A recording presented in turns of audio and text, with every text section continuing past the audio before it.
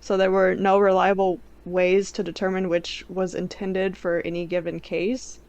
And also, Newbold's method required rearranging letters at will until intelligible Latin was produced. So he just moved stuff around till it said something. Uh, What? yeah, so obviously debunked. And like close study of the manuscript revealed the markings that he was talking about were artifacts caused by like the way the ink cracks on vellum as it dries. So Oh, like, yeah. So he's dumb, but and then I mean maybe I feel like that was only 9 years after it was found, right? So I feel like maybe he was like hired to prove it was Roger Bacon still, because he like still claimed like this yeah. proved it.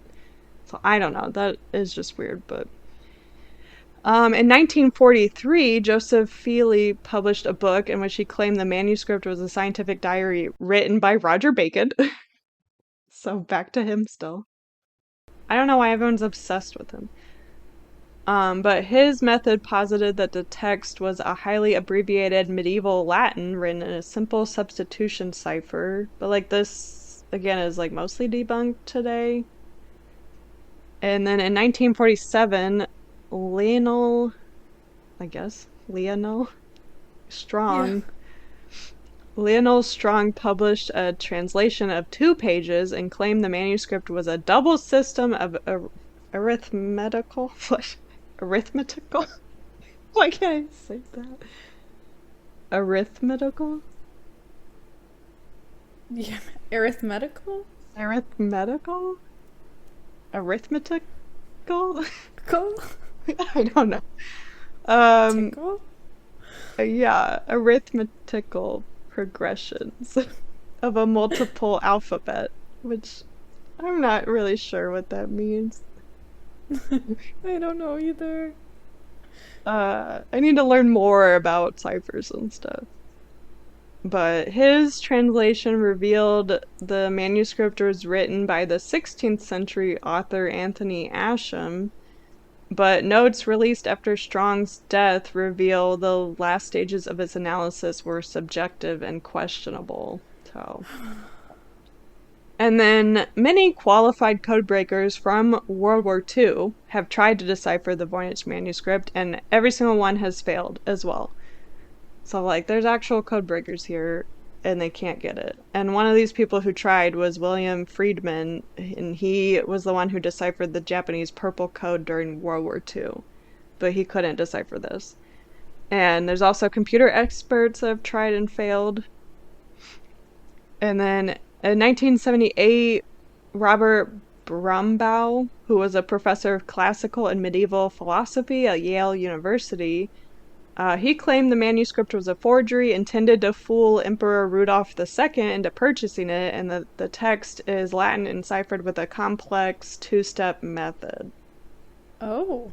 So I guess that's a possibility, but there's not. Yeah. Yeah.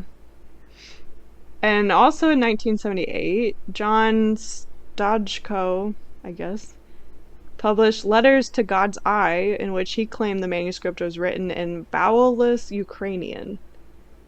But the date he gives for like these letters, I guess, the lack of relation between the text and images and the general looseness in the method of decryption have all been criticized. Like that so they Well, I kind would love to hear what they say of, I know, it says. right? I don't know. You'd have Like, to does it even find, make sense? right. You'd have to find the letters to God's eye, I guess, to read it, to see Oh. what he said. Also, something I found like interesting, like the NSA has a brief on the Voynich manuscript that was declassified in 2002. So like, I'm not sure when this brief was like first written, and like, I'm also not sure if anyone at the NSA tried to decipher and also failed. But like, it's interesting that they have a brief on it. Yeah. And that they chose to debrief it. Right, Like, for what purpose? right, in 2002. Right. I don't know. It was weird, but that's also in the description if anyone wants to read it. Um, but okay, so in 2014, Steph, Can't say normal words anymore. Stefan Bax, who was an applied linguistics professor, published a paper proposing a translation for 10 proper nouns and 14 letters from the manuscript, using techniques similar to those used to successfully translate Egyptian hieroglyphs. And like his publication in 2014, that's how I learned about this manuscript. So I saw his like publication said that he translated these 10 words. Um, and so he said he found the words for coriander, hellebore, and juniper, which was next to the drawings of those plants. And he also picked out the word Taurus written beside an illustration of the Pleiades, which is a star cluster in the constellation of Taurus. I did not know Pleiades was in Taurus. Right. I know I didn't know that either, but I guess it is. So yeah, he claimed the manuscript was a treatise on nature in a Near Eastern or Asian, God, why can't I say normal words? In a Near Eastern or Asian language, and he like kind of correlated it to Arabic, and like he noted in his paper there was a long way to go still for like it to be totally understood, but he was coming forward with like what he had found in the hopes that other linguists would work with him to crack the code. But like still no full translation has been made, and like he died in 2017. That's so I disappointing. know, right? Because you'd think if he The one found guy who figured something out and he right, died 3 years later. right. I don't know how old he was, but and also like these seem to be the most credible, like out of all of the things so far. I mean, maybe people are working on it with this, because like if you found a couple words, you'd think you could attach those like characters to like letters and stuff and start translating more. But Right. I don't know. But yeah, I would highly recommend reading his article. Or he also, there's like a YouTube video of him presenting his findings that you could still watch. So I would watch those if you want. And those will be in the description.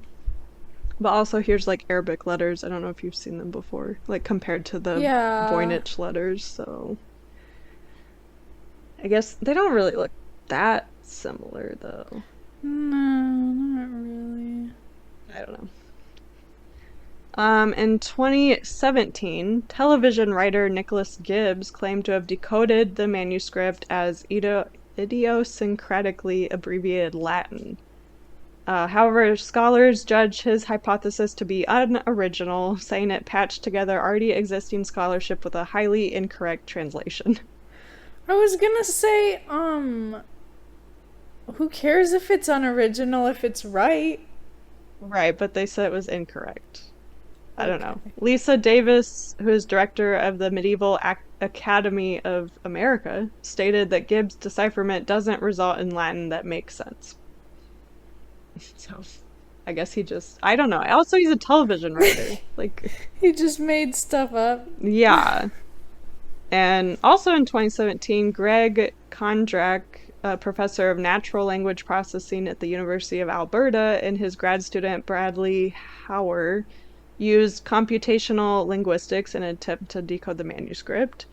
And their findings were presented at the annual meeting of the Association for Computational Linguistics.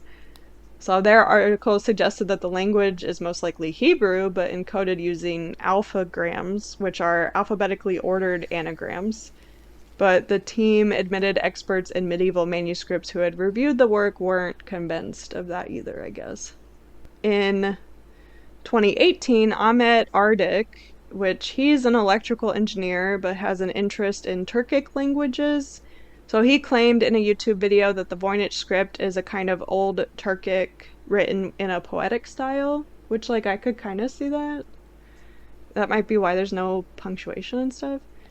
Oh. But the text would be written using phonemic orthography, which means the author spelled out words as they heard them. So it's kind of just like, what is that? Phonetics. Yeah. I meant such a but I guess it'd be kind of like like putting like word of mouth stories down or whatever. Like Yeah. someone was telling them maybe as they like wrote it. Oh. Yeah. And I guess he's claimed to have deciphered and translated over 30% of the manuscript, which I'd be interested to see like what he says it says. Right. He submitted it to the journal Digital Philology, which was rejected in 2019. See, but here's the thing. Why can't they just publish these things irritate me because they should publish it anyway, even if it's not correct, because maybe someone else will see it and Right. get an idea. Right. But I guess he did put a YouTube video, so it's kind of out there, but it's just not in the actual like scientific journal. I guess like scientific journals have to peer review and stuff, right? So they Right. can't just publish anything. Yeah, he should just put it online. Right. I mean, he had a YouTube video. I don't know if he put his whole thing online, but Oh. I would like to find the 30% of the manuscript that it says he, or maybe he's got more now since that was like 6 years ago at this point. Yeah, maybe we should just email him. Yeah, maybe we could. I don't know any Turkish though, or Well, but Turkic. I guess. he could translate it to English after Turkish.